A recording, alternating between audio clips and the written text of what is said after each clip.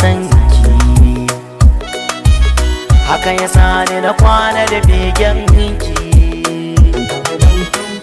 Aminiya ta matan karki, haka ya sani na kwana da begen ki.